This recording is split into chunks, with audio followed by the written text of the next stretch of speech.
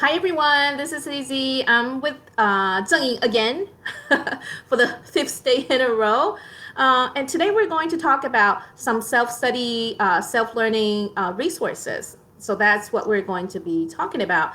And Zheng, thank you. And I have to apologize for yesterday, the technical problems. Yep, no problem. Thank you for having me on. I'm so happy to see you again. And Zheng, right before we start live streaming, I But was I telling, think I think my mom said it's not. really, it's not on? Yeah. Oh, let's check. Uh, I think we are.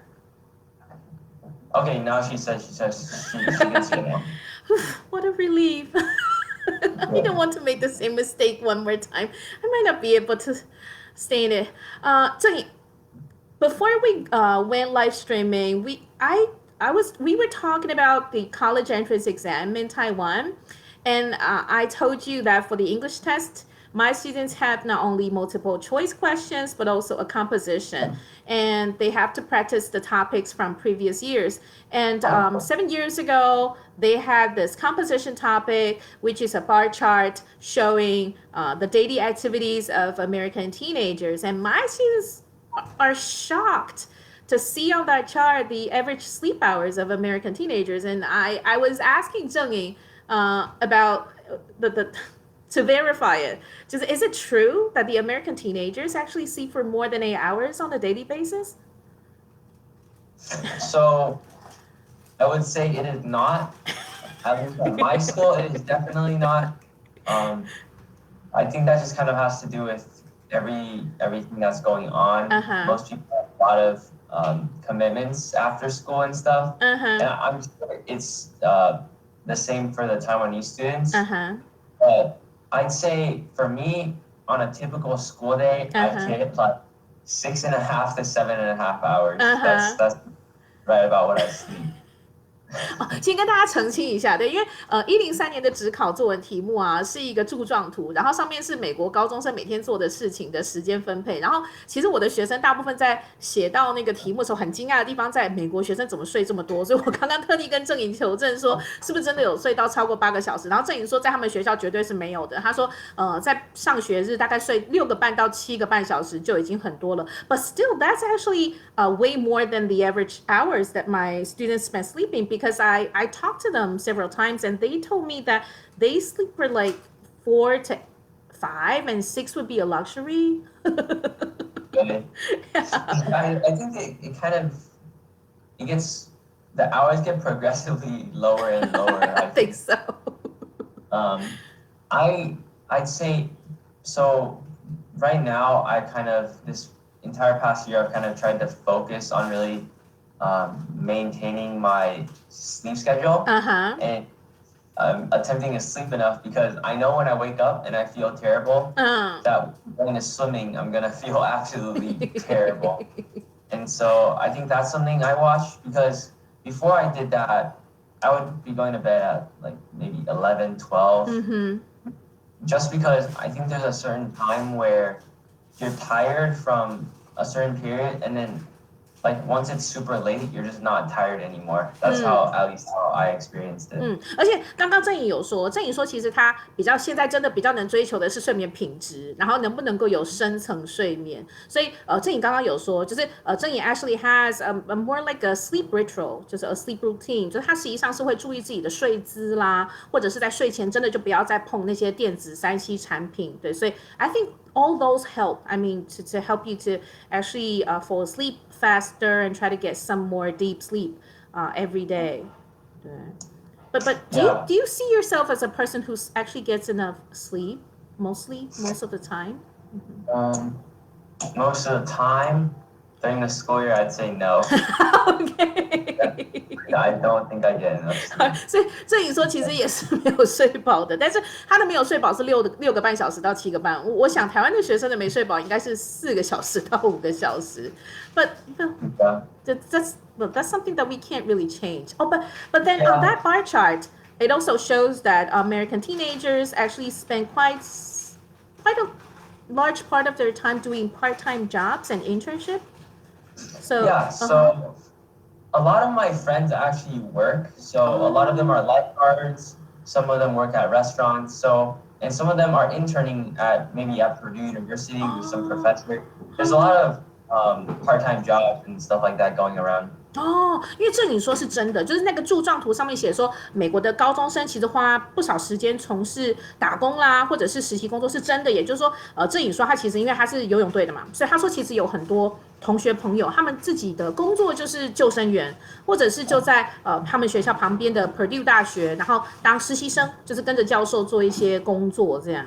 And do you think it's an important part of American high school students' life? Yeah, so I think working in the workplace kind of develops I think it can give you a lot of skills, just workplace skills like communication, how you should talk to people, stuff like that, and just like working with others. And also, I think I'd say, well, obviously the main motivation for having a part-time job is to make some money, right? You want to make some money, you can spend.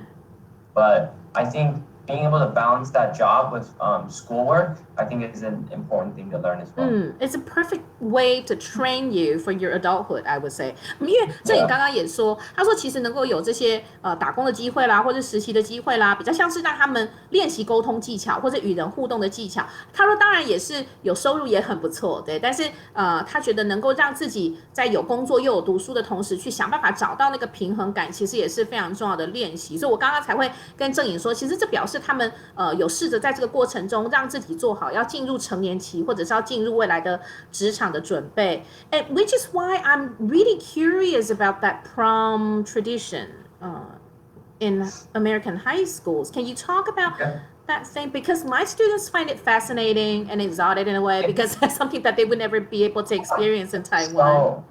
So I remember in middle school, so 国中, I think there was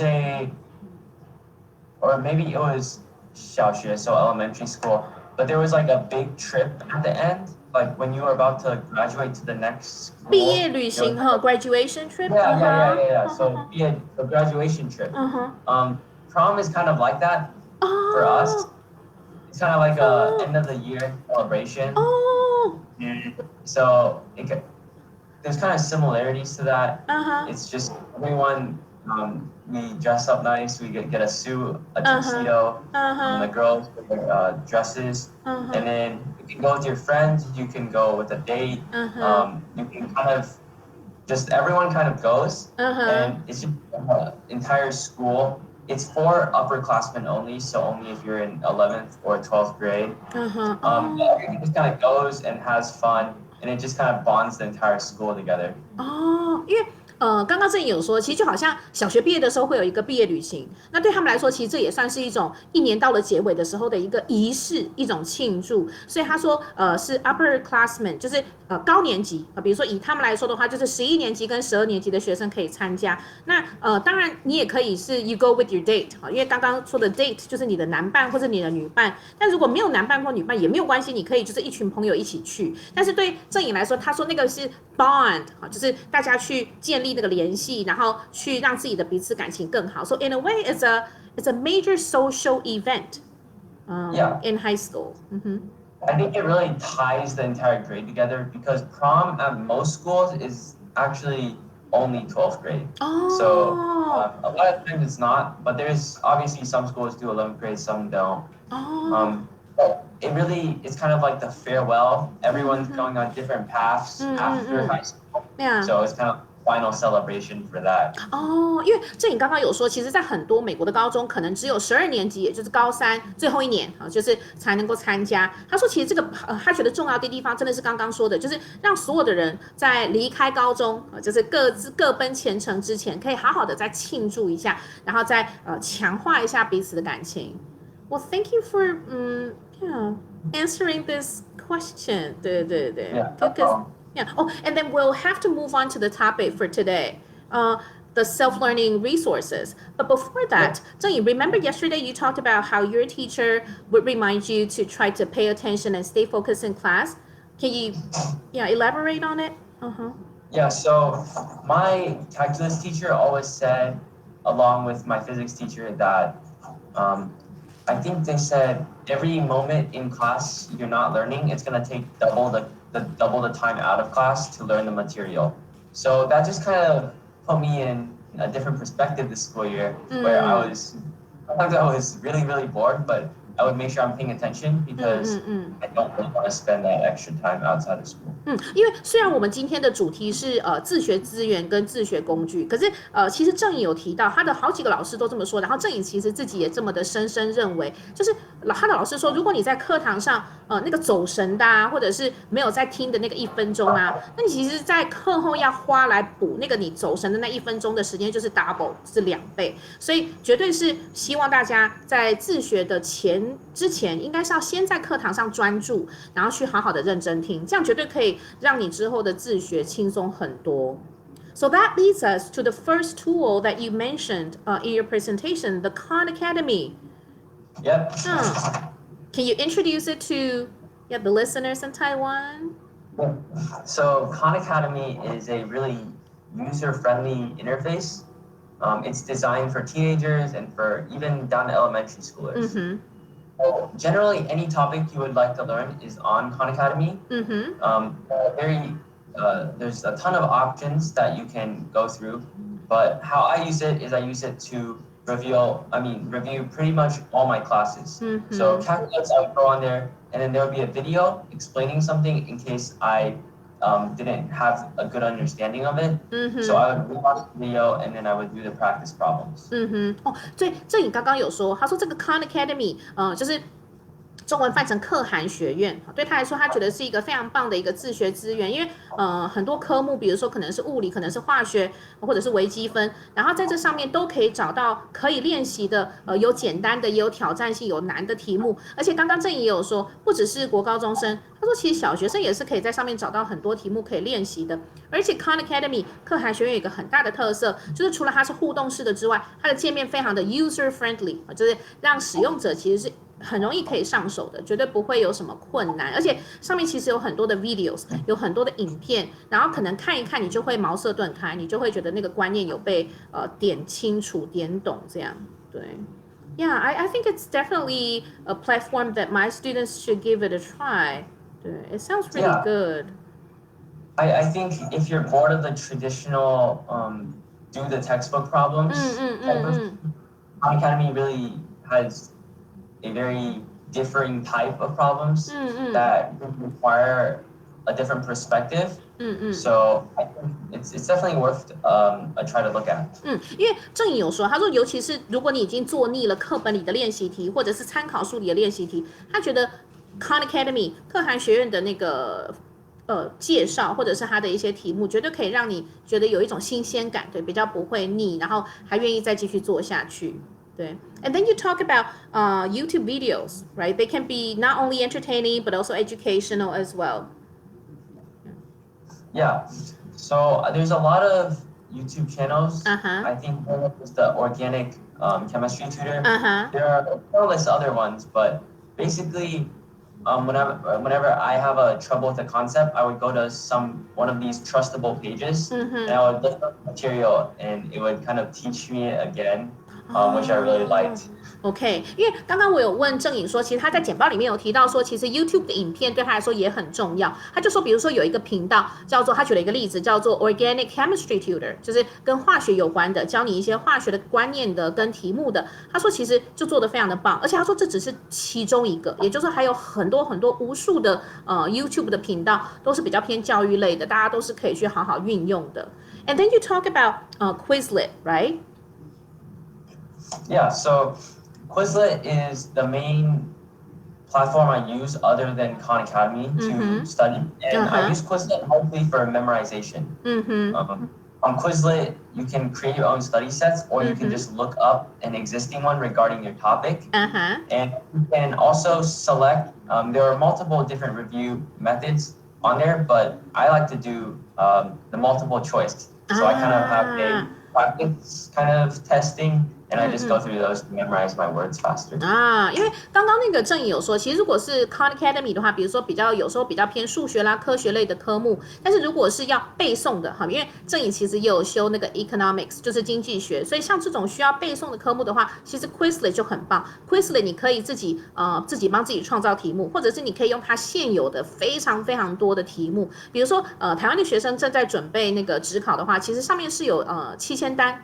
的那个 Quizlet 的题目的，然后郑颖自己有说，郑颖自己说，他比较喜欢的是 multiple choice questions， 比较喜欢做的是选择题，然后上面其实 Quizlet 是非常多的。And you also talk about how you would combine Quizlet with Khan Academy, right? For your learning. Yeah, so I would actually do different kind of topics on it, but sometimes I would do the same one. And it's kind of with the whole idea of spaced repetition. You want to repeat material over time, but you want to put it in different time increments, basically throughout the day. And how I did it was, when I was tired, I would kind of do Quizlet, click through the multiple choice to reinforce the vocab in my head. And then when I was feeling a bit better, I would go to Khan Academy and do some harder problems, more challenging problems. For a change. And that was kind of a cycle I could use. And to keep your passion for learning, to keep you interested. 因为刚刚郑颖有说，其实学习也绝对会有很腻、很累的时候，所以他说如果真的很累，又必须要念书的时候，这 Quizlet 很好，你就像机器人一样把那些题目点过去，做一下选择题。但他说如果精神够好的话，其实 Khan Academy 其实是很有挑战性的，所以我觉得这个算是很好的建议，因为总是会有腻的时候，总是会有累的时候，其实能够这样子交替着使用，我觉得很棒。And that leads me to want to ask you to elaborate on the 2 tips that you mentioned in our previous live streaming. You talked about active recalling and spaced repetition. Can you talk about those 2 tips a little bit more? So active learning is when you're kind of actively engaging with the material. So instead of maybe just writing down notes, doing the same problem over and over, what you do is you try to explain the material to a friend. And I think we talked about this yesterday where there's a quote where if you can't explain it well to an elementary school kid, you don't really know it well. So it kind of just gives you that sense that if you can't explain it, thoroughly, do you really understand the material? So how I look at active learning is I would have a buddy, so I would have a friend, and then we would kind of quiz each other on topics, and then we would discuss the material, and then, for example, I would explain to him, oh, this is how this works, this is how this method works, this process, this is how it all. So that's active learning. 对，因为其实我有特别请郑颖稍微再跟大家说明一下，就是有2个我觉得郑颖提到的非常好的一种读书方法，一个叫做 active recalling。那郑颖有说，其实所谓的 active recalling，讲白一点，就是如果你没有办法深入浅出，把你刚刚念的东西，然后讲给一个10岁的大概小学3年级的小孩听，你要能够让他听懂，你自己才要搞懂。不然的话，其实如果你都没有办法深入浅出的讲清楚给小朋友听，其实你可能自己也没有怎么搞清楚。所以郑颖说，他实际上平常是会跟朋友，然后他们会彼此互讲，就是刚刚读的东西。那如果能讲得清楚，表示刚刚是有学会的。对 ，That's actually very good, especially for subjects that you have to memorize and you have to digest and absorb. That's definitely one perfect way to examine whether you have put it inside your head. And then you talk about spaced repetition. Yeah. So spaced repetition is the idea that if the maximum that you can kind of memorize is here, the first time you memorize it, your entire brain kind of takes in that much, and then repeat it over time, but not like it's not like you just cram all the way. It's kind of through days. So maybe day 1 you do this, and then day 2 you do it again, and then day 3 you do it again, and it kind of just builds up until eventually your brain it won't forget it. 因为刚刚郑颖说的这个是 space repetition， 也就是说，其实我们不可能一开始，比如说看影片或者是听老师讲话，你就立刻100%搞懂，这是不可能的。但是你的目标是要100%搞懂，所以他说，实际上你在，比如说你可能第一次听的时候，大概懂个5-6成，50%-60%，然后你确实目标是100，那在这个过程中，你其实就是需要去不断的大量的做题目，或者是不断的去确认自己的观念跟理解，然后你才能够终究达到那个100%理解的那个目标。So I think these 2, I mean, active recalling and spaced repetition would be two perfect ways for my students to actually study on their own. And then you talk about Reddit, right? That's definitely something that my students have probably never heard of or are not familiar with. Yeah, can you talk about Reddit? Yep.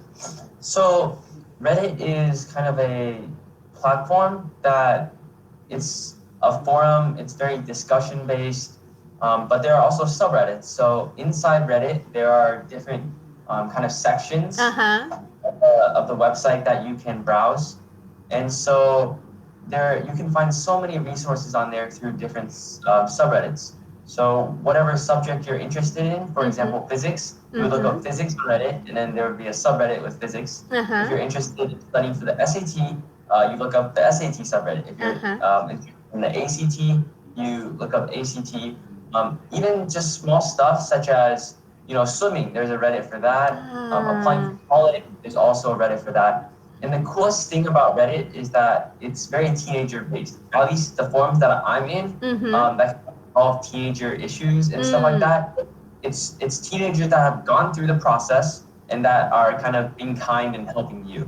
因为正你刚刚说的这个 Reddit REDDIT，它实际上it's more like a online forum thing, right？ 就是它比较像是一个线上的论坛，然后在这个论坛里面有非常非常多的各种讨论区，叫做 subreddit， 就是一些子群组。然后这些子群组有各种各样的主题，比如说像郑颖啊，他去年在准备 SAT 的时候，他就会去看那个 SAT 的那个讨论区，然后去里面截取前人的经验跟智慧。然后刚刚郑颖有说，最酷的地方是，比如说他参加的这些Reddit 的讨论区，实际上全部都是 by the teenagers for the teenagers， 全部都是由青少年自己去经营、去组织，然后去做经验分享。那你如果发问的话，然后也会有人回答你。So I think that's a really, really good resource. I mean, for teenagers, especially if you don't have anybody to ask around you, and then you have this forum to turn to. Yeah, it's kind of like an extension of high school. So you can think of it as you're interacting with more people, more resources, and just for example, maybe your high school is very small, it's in a very rural area, there aren't much resources provided to you. And this is how you kind of bridge that gap and really learn what you want. 因为郑颖有说，其实在美国也有一些可能比较偏僻的高中，然后可能学校人也没有很多，那你其实在自己学校是没有人可以问的，所以刚刚郑颖才说，这比较像是你的高中生活的扩大跟延伸，就是你有非常多的前辈或者是同年龄的人可以讨论，然后可以做经验分享，你就不会觉得好像想知道任何事情，然后却没有人可以问。So I think Reddit is the perfect go-to place. I mean, for teenagers with any kind of problems or questions to ask. Yeah. And then you mentioned something that even I'm not familiar with, the Google Scholar.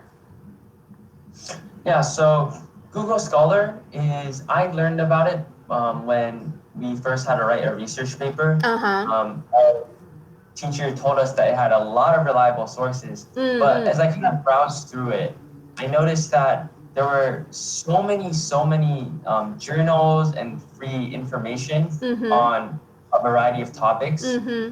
And using Google Scholar, people can really get that entire feel for what they want. If they're interested in biology, you can find journals about biology and read up on the topic. If you're interested in maybe the history of English, you can find research journals that have been published by credible people. So you know it's legit and you know the information is good. 因为我刚刚有特别问那个郑颖说那个 Google Scholar 哈，因为他说这个实际上是Google 延伸出来的一个功能，它是专门给你比如说你读比较有权威性的报告啦，或者是文章啦，或者已经发表过的论文啦，实际上Google Scholar 是一个非常非常好的平台，因为because I know that Zheng, like you have taken AP courses, so you have to do some serious writing and academic writing. So this would be a perfect platform for you to search for the articles or the information that you need to support your own statements. But then I would like to you to talk about how you, I mean, during your school life, has any teacher talked about plagiarism or how not to copy other people's ideas illegally? Is that something that you would actually learn at school? Yeah, so it's something that's very, very heavily emphasized at school. On Canvas, which is our school kind of page we use for all our homework and assignments, there is actually a built-in plagiarism checker for our teachers. So as students, we all know not to cheat, not to copy anyone, and to be aware of it. So how I think this kind of goes into the next topic with kind of online just internet resources. So the Google Owl actually has a guide on plagiarism and what you can write and what you can't write. So it's just info like that you can find freely on the internet. 因为其实这个是刚刚在讲那个 Google Scholar 的时候，因为它其实都是一些比较学术性的报告啦、论文啦，然后资料啦，所以我才会特别问郑颖说 plagiarism 就是剽窃这件事情，就是去抄袭别人的想法或者点子，而且是非法的这件事情。他说其实是 heavily emphasized， 就是在美国的那个教育里头，实际上是非常强调的，就是你不可以随意的copy and paste， 就是复制贴上别人的点子，你要有 citation quotation， 就是你要注明出处啦，或者是你要直接讲白说你是引用别人的东西，对，所以那个实际上在他们的过程中学校生活的过程中，老师其实都会很强调，而且他说会有那个 plagiarism checker， 就是会有那种检查你是不是有剽窃别人的东西的那种软体，所以大家真的不要以身试法。And I think that's probably something that we should emphasize as well in Taiwan, because eventually students would be doing all kinds of writing, and they should keep in mind not to illegally, carelessly copy other people's, stealing other people's ideas. If it's an innocent mistake, I think your teacher can understand. But here in the U.S., in high school, it's kind of like a very serious offense. So how they will normally do it is, if you cheat in class, so let's say you copied off someone on a test, you would just get you're on the test and then a warning. But on a paper, the school, I think, gives you a 0 on the paper and gives you a major referral. So it basically makes you have to drop the class.